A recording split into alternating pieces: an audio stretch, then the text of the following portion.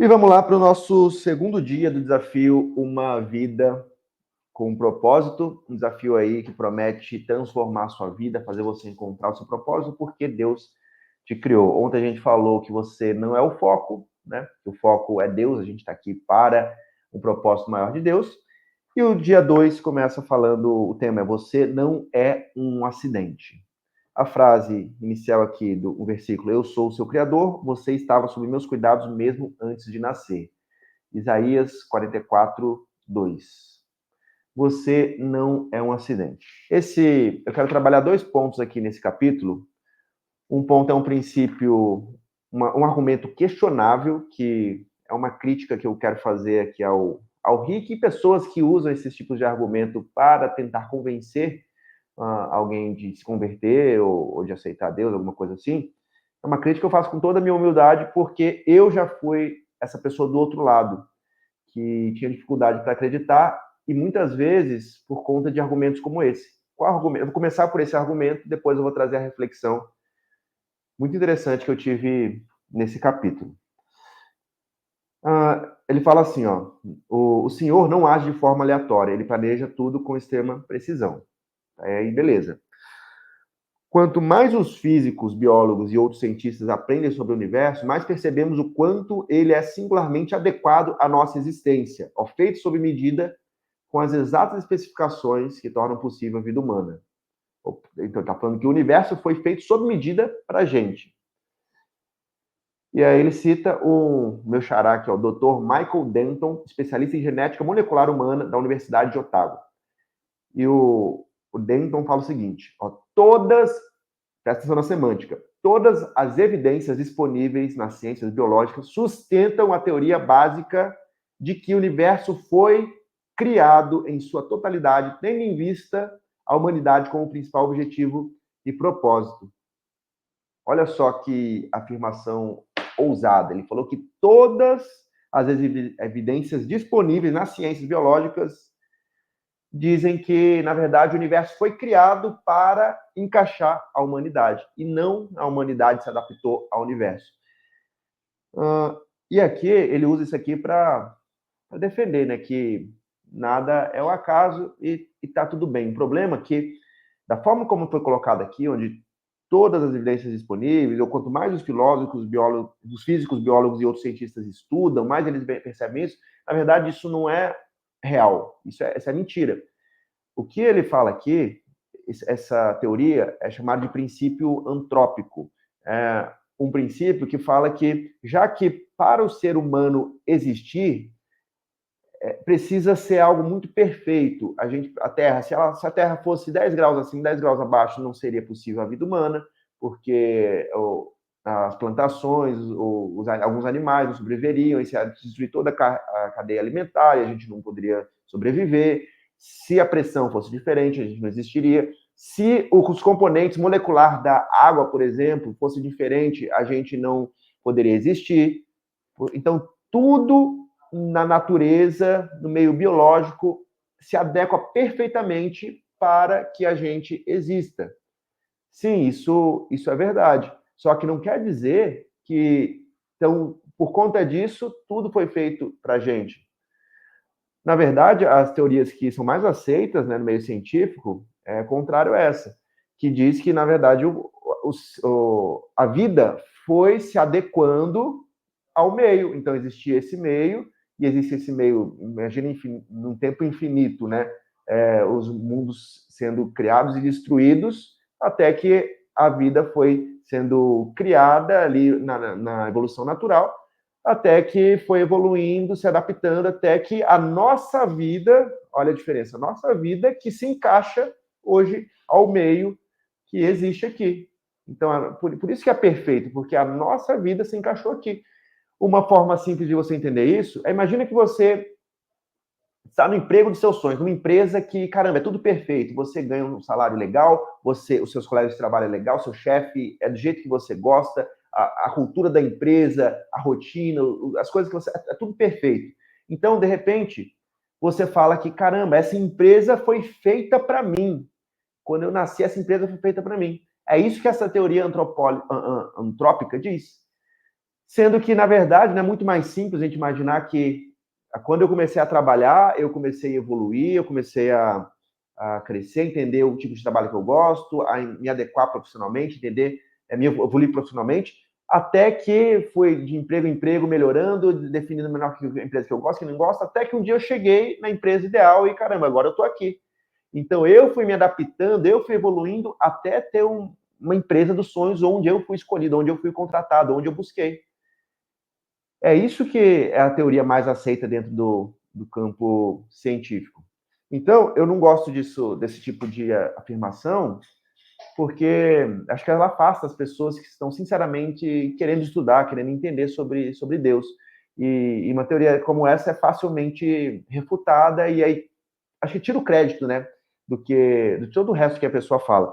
Mas eu estou aqui para aprender, né? Essa é a minha visão sobre essa teoria específica, mas todo o resto do capítulo eu gostei e tem uma visão muito interessante aqui para mim, né? Eu tive uma reflexão muito interessante. Até porque o fato dessa teoria que ele colocou aqui tá errada dentro do meio científico, isso não nega a existência de Deus, e eu criei até uma teoria que depois eu vou explicar em outro vídeo, que prova, entre aspas, a existência de Deus. Mas a reflexão desse capítulo aqui, qual que é? Eu vou ler alguns trechos importantes que vai criar todo um raciocínio da minha teoria. Ó, fala assim, Deus planejou seus dias antecipadamente, escolhendo o momento exato do seu nascimento e da sua morte. Outro ponto, Deus não deixou nenhum detalhe ao acaso. E ele fala aqui que Deus pegou, independente de como seus pais são, ele uniu esses dois indivíduos que possuem exatamente essa constituição genética para criar você de acordo com o que ele tinha em mente. Então Deus nunca faz nada acidentalmente e jamais comete erros. Aqui é interessante quando ele fala que Deus pegou dois indivíduos, né, seu pai e a sua mãe, com a genética exata do que precisava para criar você. E além disso, ele fala que nada é o acaso. Então, se o seu pai, a sua mãe, foram pessoas que criaram traumas em você, de forma, sem querendo, sem querer, não importa, mas independente do que aconteceu na sua vida, na sua infância, isso, na visão da hipnoterapia, isso vai deixando marcas no seu subconsciente que vai definir toda a sua personalidade na vida adulta.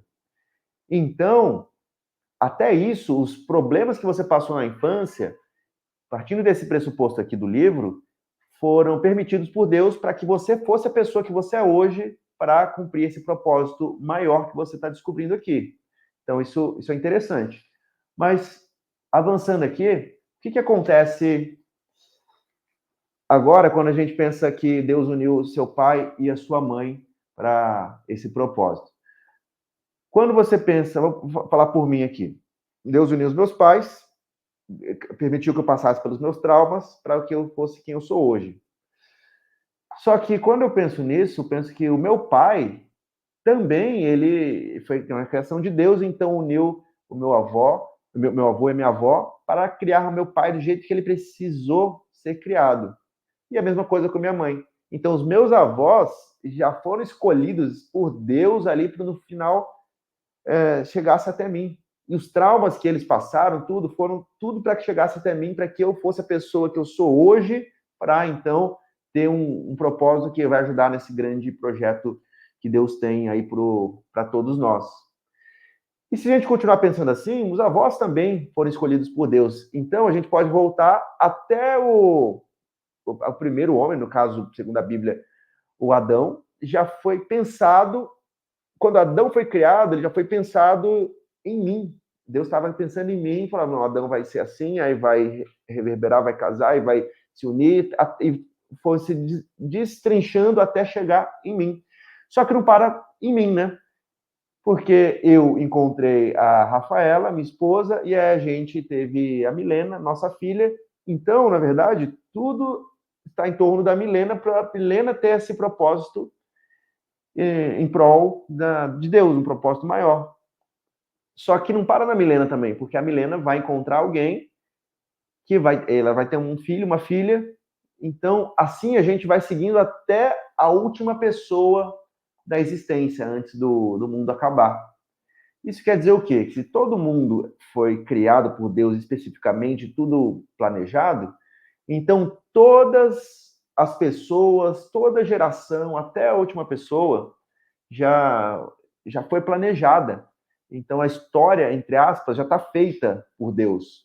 Aí aqui, o que eu tiro disso aqui? Que é como se fosse um grande filme que é dirigido por Deus. E esse filme é a nossa existência. E nós somos personagens desse filme. Cada um de nós tem um papel a desempenhar nessa história maior, nesse filme maior de Deus. E esse mesmo que o roteiro já esteja feito por Deus, aqui é a minha interpretação. Mesmo que o roteiro já esteja planejado, Deus nos deu espaço para a gente tomar decisões para atuar ativamente em pequenas cenas da nossa vida. Então imagina um filme que você assiste e tem os personagens. Esses personagens, eles estão seguindo a cena, seguindo algo que o diretor passou para eles, que o roteirista passou para eles. Só que esses personagens, quando eles estão gravando, eles podem fazer improvisos, fazer alguma coisa ali dentro daquilo ali. Então, eles estão livres para agir, sem alterar o resultado final do filme. Só que no filme da vida, a gente tem esses pequenos improvisos. Só que quais são esses improvisos, né? Esse aqui na minha interpretação, que eu estou aprendendo até agora. O que a gente pode mudar? Eu acredito que a gente tem esse grande plano, esse grande roteiro aí da vida que Deus preparou para a gente, só que esse improviso é a forma como a gente desfruta a vida, tanto internamente quanto externamente. O que é internamente? É a gente, independente da situação que a gente está hoje, no presente, a gente conseguir desfrutar com aquilo que a gente tem, ou seja, tem a ver com o nosso entendimento emocional, a gente ser livre de questões emocionais que só diz sobre a gente, é como a nossa mente quer nos ensinar alguma coisa, a gente fala muito disso na hipnoterapia. Então, como a gente é feliz com o que a gente tem, e externamente, é como desfrutamos externamente, é o que a gente constrói para a nossa vida, para a nossa família, de fato, através de relacionamentos, através de bens físicos mesmo, através de experiências que a gente pode pagar por elas. Então, a gente controla isso, a gente pode mudar isso, e isso não vai alterar o nosso propósito, esse grande filme que Deus fez para a gente. E aqui é onde entra a hipnoterapia, que é uma ferramenta que Deus fez para que a gente curta melhor esse filme da vida. É como se fosse assim, vamos voltar para exemplo dos personagens de um filme. Os personagens, os atores, né, que vão gravar um filme, imagina que lá no estúdio tem um grande spa, que esses atores podem ir lá aproveitar esse spa e curtir o spa. Só que independente se eles curtem o spa, se eles sabem onde está o spa, se eles usam o spa ou não, eles vão fazer as cenas do filme e o resultado final do filme vai ser o mesmo. A diferença é, eles vão gravar todo o filme curtindo melhor, relaxando melhor, usando o spa ou não. Essa é a diferença. E no nosso caso, o que seria esse spa? Esse spa, na minha visão, é a própria hipnoterapia, que é uma ferramenta que Deus fez para a gente entender melhor como a nossa mente funciona, as nossas emoções funcionam, como nossas limitações funcionam, para a gente trabalhar isso e poder desfrutar melhor da vida internamente e externamente.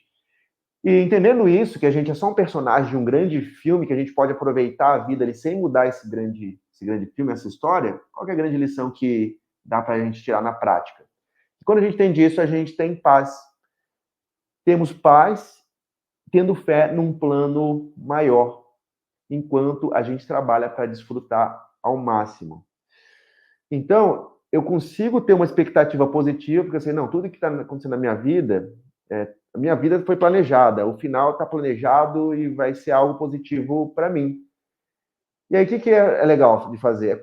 Você ter uma expectativa positiva sobre como vai ser o desenrolar da sua vida. O que Deus está planejando para a sua vida? Onde a minha vida se encaixa nesse plano maior? E quando a gente entende isso e enxerga dessa forma, a gente passa a viver de uma forma muito mais leve, sem ansiedades, sem preocupações, sem frustrações. É exatamente como num filme. Quando você está assistindo um filme, pega um filme desses de comédia romântica, você sabe exatamente o que vai acontecer no final do filme. Ah, não, esse aí ele vai brigar e vai ficar lá com aquela menina do início, e eles brigavam, mas no final eles vão se apaixonar e vão se casar e vai dar tudo certo. Você sabe que o filme é sempre a mesma história, esses tipos de filme. Você sabe como vai acontecer, só que você está ali na expectativa de quer ver como vai desenrolar tudo isso. e você tem essa expectativa positiva e você se diverte assistindo o filme mesmo sabendo o final mais ou menos como vai ser. Você não sabe exatamente o que vai acontecer, mas sabe que o final vai ser mais ou menos aquilo ali. No final, o protagonista ali vai vencer, vai dar certo e vai ficar feliz no final. Então, é isso que a gente tem que imaginar para a nossa vida. Essa é a lição que eu tô tirando. Então, eu queria saber de você agora, o que você acha dessa reflexão? Foi assim que você entendeu o capítulo 2? Deixa nos comentários aqui e a gente se vê no dia 3 amanhã.